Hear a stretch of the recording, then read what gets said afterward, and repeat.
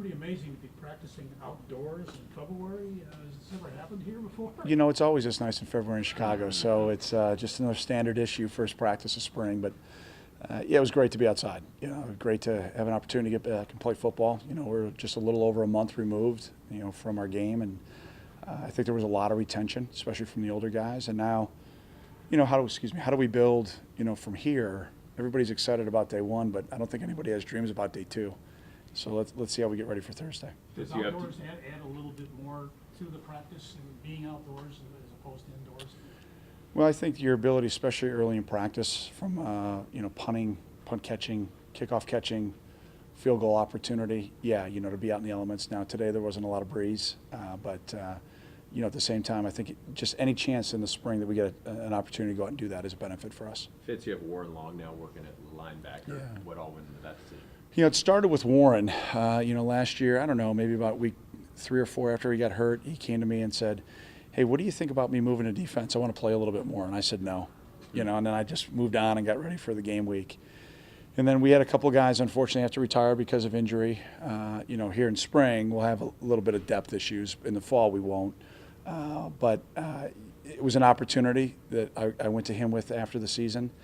And I said, "Hey, remember that conversation you came to me with? What do you think about doing that?" And he was wide open. He just wants to play. He wants to help. He's a great teammate. And, you know, we'll see how it goes. Is part of that because Anthony going to the pros?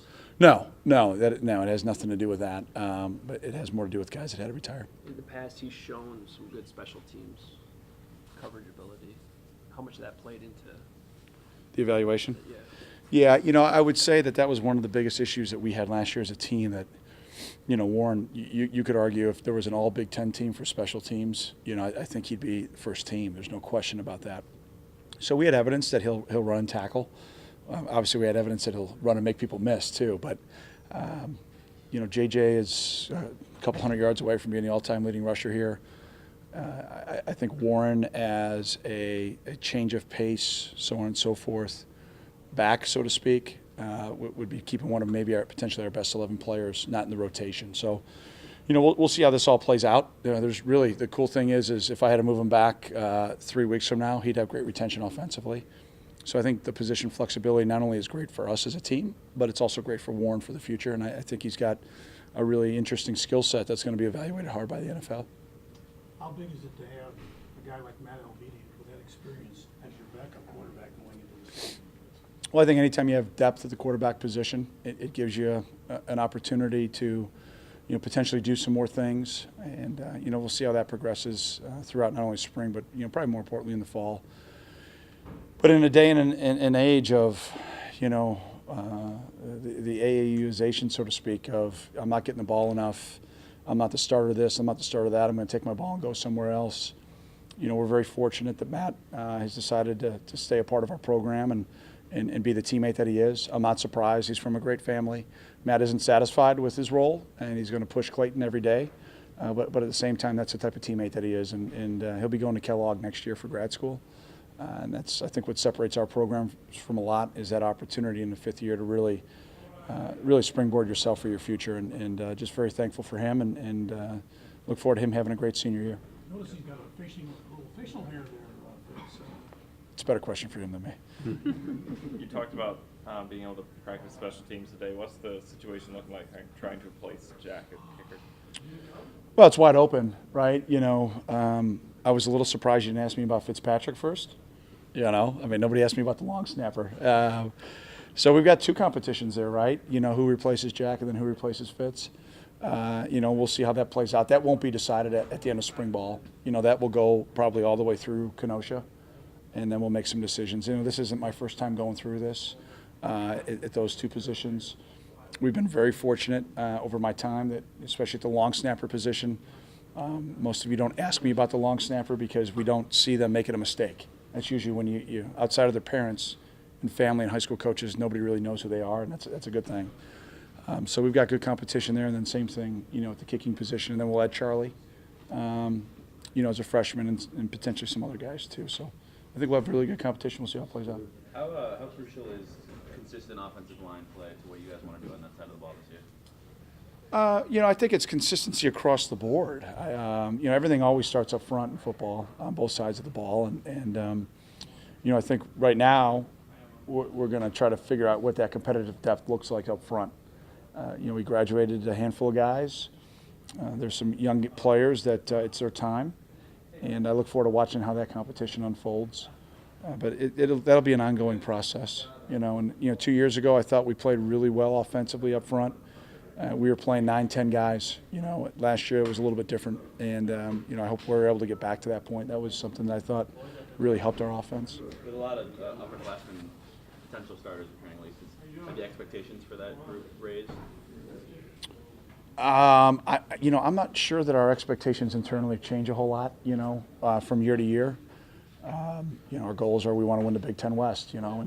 So as far as whatever is put on the expectations externally, we really don't focus a whole lot on that.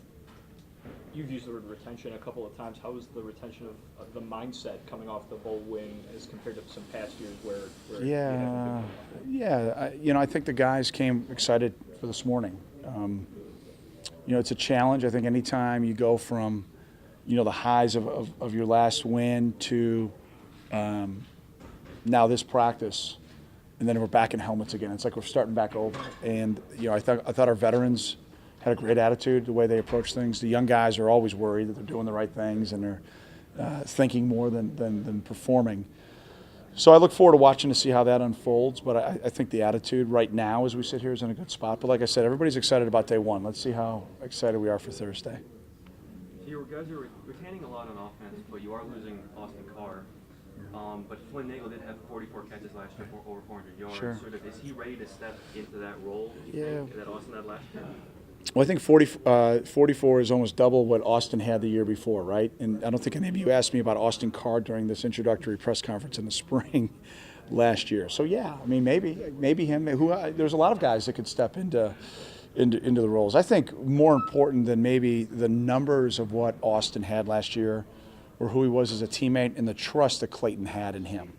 And I think that was pretty evident when you watched us play. I mean, I'd get up win or lose, and you guys would say to me, well, how does Austin keep getting open? Why aren't people doubling him? A little bit of that is scheme, and a lot of that is timing and ball placement and route running and trust.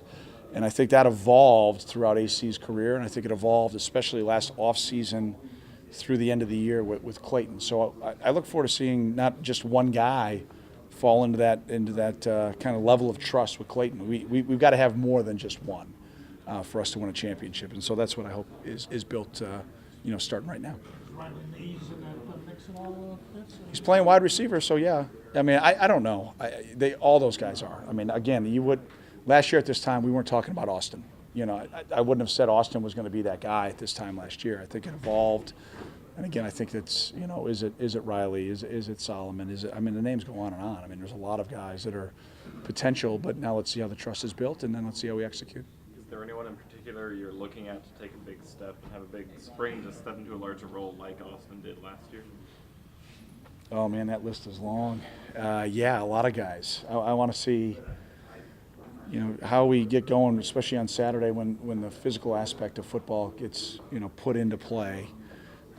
So we'll go up and watch the tape today, and then we'll see. Especially when things get going. We went, I think, 30 team reps today.